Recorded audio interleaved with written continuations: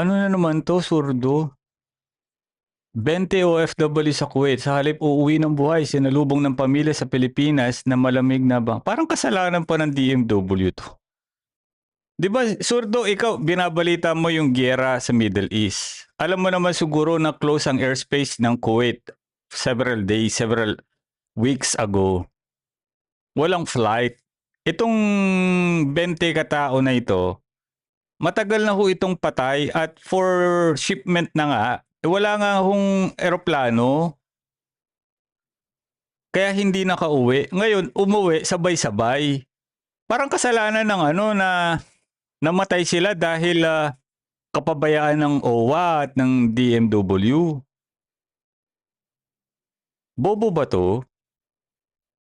Wala na, yung utak mo sumakay na rin ng rocket, ng missile.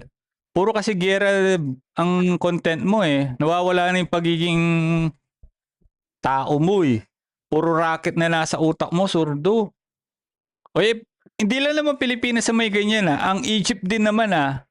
O, nagpa-repatriate sila ng 17 Egyptian national na mga patay din naman papunta ng Egypt eh. O, so kasalanan din ba ng Egypt, government? Na dapat buhay pa yung 17? Ay bobo.